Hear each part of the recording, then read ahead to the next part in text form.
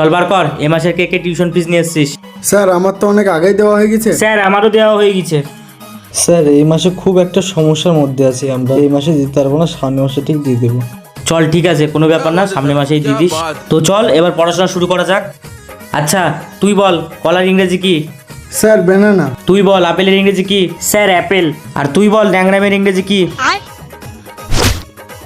একটু যদি মন দিয়ে পড়াশোনা করে।